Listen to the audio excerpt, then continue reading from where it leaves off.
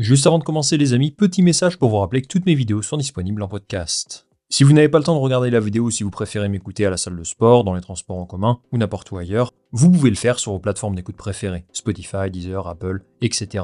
Merci d'avance, la vidéo commence tout de suite.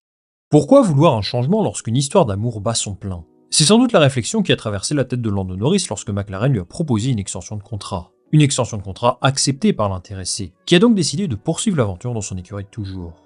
Norris et McLaren étaient de toute façon liés pour encore un moment. Son contrat antérieur expirait en 2025, il est le patron là-bas, et vu les progrès affichés sur la monoplace l'an dernier, on l'imaginait aller au bout de son contrat, à minima. Ce qui est surprenant en revanche, c'est le timing de cette annonce. Lui et McLaren ont choisi de prolonger leur contrat alors même qu'il lui restait 2 saisons complètes à disputer avec l'équipe.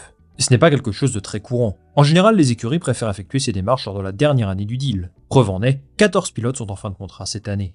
Cette extension de contrat surprise prouve une chose. McLaren a une confiance énorme en Lando Norris, mais c'est également un beau témoignage de fidélité de la part de Norris envers son écurie.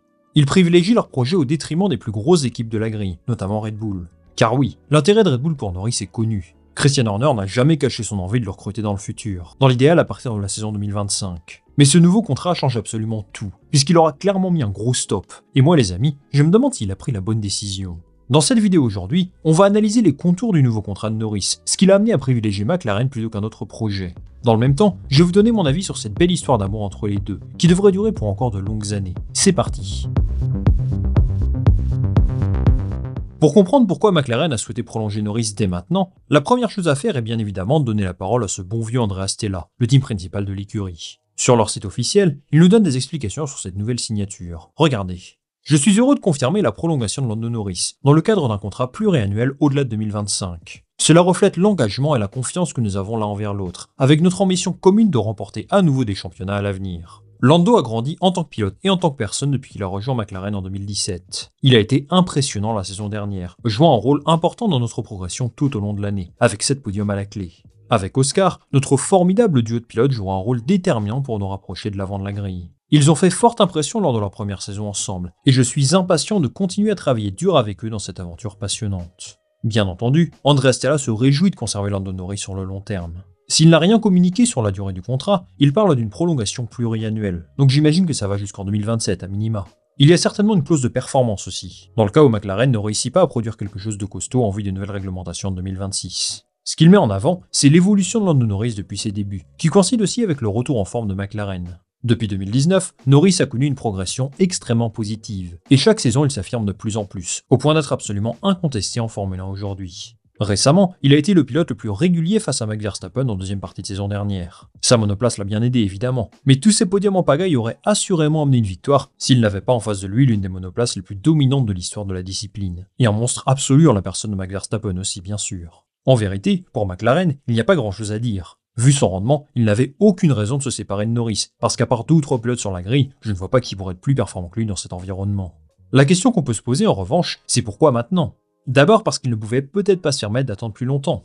Oui, Norris était contractuellement lié à l'écurie jusqu'à la fin de la saison prochaine, mais il se passe quoi si un gros cylindré propose de racheter sa dernière année de contrat? Ce n'est pas un scénario impossible. Ferrari par exemple n'a encore rien signé avec Carlos Sainz, et au cas où il décide de partir, ils entameront des discussions avec tous les pilotes de la grille, pas uniquement ceux en fin de contrat. Norris est l'un des tout meilleurs aujourd'hui, il y aurait une prise d'information, assurément. Là, McLaren a complètement verrouillé les discussions. Ils lui ont probablement offert une revalorisation salariale à la hauteur de ce qu'il a accompli l'an dernier. Et là, il n'y a plus aucune communication possible avec une autre écurie. Ils font également le choix de la continuité. McLaren a compris que pour aller chercher des titres, la stabilité en Formule 1 est essentielle. C'est ce qu'a fait Red Bull avec Verstappen, Mercedes avec Hamilton, ils vont tenter de reproduire ce schéma avec Lando Norris. McLaren dispose aujourd'hui de l'un des meilleurs duos de la grille, et Andrea Stella souhaite leur faire confiance pour porter leurs ambitions.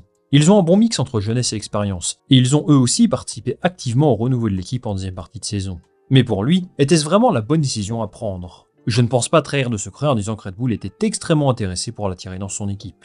Helmut Marko et Christian Horner ne l'ont jamais caché. Norris et Red Bull se sont toujours tournés autour, on dirait presque Kylian Mbappé avec le Real Madrid. Norris a le talent pour rouler dans une écurie de haut de tableau, et son profil convient bien à Red Bull. Très talentueux, bon pote de Verstappen, capable de le bousculer un petit peu sans pour autant atteindre son niveau, et pour lui forcément, il aurait l'opportunité de se frotter avec ce qui se fait de mieux en Formule 1 en ce moment, dans la meilleure voiture possible. Mais non, Norris a privilégié le projet de McLaren, il a longuement expliqué pourquoi au micro de Sky Sports. On lui a demandé s'il avait eu peur de rouler dans la même écurie que Verstappen, il n'y est pas allé par 4 chemins, regardez. Cette question mérite d'être examinée plus longuement. Max est-il l'un des meilleurs pilotes de l'histoire de la F1 ? Absolument, il l'a suffisamment prouvé. Il est dans une équipe où il se sent très à l'aise, et beaucoup de choses sont construites autour de lui. Pour n'importe qui, même pour le Max il y a quelques années, il est extrêmement difficile de se mesurer à lui aujourd'hui. Je ne pense pas avoir peur d'affronter qui que ce soit, mais si vous entrez dans une nouvelle équipe, vous sentirez-vous à l'aise d'entrée de jeu ? Pour n'importe quel pilote, la réponse est non. Il faut du temps pour s'adapter et pour trouver sa place. Si vous voulez affronter le meilleur pilote du monde, évoluer dans son équipe n'est pas la meilleure façon de faire. Ce n'est pas le choix le plus intelligent. Alors je ne suis pas 100% d'accord avec lui. Dans l'histoire de la discipline, nombreux sont les pilotes qui ont rejoint les écuries dominantes du moment, ou se sont frottés à ce qui se faisait de mieux sur la grille, et leur choix n'avait rien de honteux, bien au contraire. Lewis Hamilton a fait face à Fernando Alonso, double champion du monde en titre, dès sa première saison. Ayrton Senna en 88 rejoint Alain Prost chez McLaren. Des exemples comme ça, il y en a beaucoup. Et si Lando Norris avait choisi de rejoindre Red Bull pour tenter de battre Verstappen, ça aurait également pu apparaître comme un choix audacieux. Continuer sa collaboration avec McLaren, c'est un choix à la fois prudent et risqué. Je vous disais quelque chose de similaire avec Leclerc, mais pour moi, c'est encore plus accentué avec Lando Norris. Ce qu'on peut constater, c'est qu'il privilégie un environnement qu'il connaît, où il est le patron, où c'est lui qui porte l'équipe depuis 3 saisons. Sans lui, il n'aurait certainement pas obtenu d'aussi bons résultats, et aucune autre équipe sur la grille ne peut le mettre dans d'aussi bonnes dispositions. Maintenant, croire dans le projet de McLaren, c'est croire dans une écurie qui a remporté une seule course en 12 ans, et dont le dernier titre remonte à 2008. S'il voulait être absolument sûr de remporter des titres et de gagner des courses, il aurait dû donner la priorité à Red Bull. Mais évidemment, croire en McLaren, c'est également croire en l'un des projets les plus excitants de la grille. Ils ont affiché un niveau vraiment impressionnant en deuxième partie de saison dernière. Ils regardaient droit dans les yeux les meilleures écuries du championnat, et ça personne ne peut le nier. McLaren progresse constamment. Ils réalisent des investissements qui doivent leur permettre de se hisser dans le haut de tableau. J'en ai parlé dans une vidéo sortie il y a une grosse dizaine de jours. Franchement, les évolutions structurelles et humaines sont super intéressantes, et surtout efficaces jusqu'à présent. Norris est au cœur de ce projet, et c'est une situation particulièrement plaisante pour lui. Puis en plus de ça, tenter de ramener un titre à McLaren, être en quelque sorte l'étendard de cette écurie prestigieuse, eh bien ça c'est la classe. Au final, Lando Norris a choisi son camp, et seul le temps nous dira s'il a eu raison d'aller dans cette direction.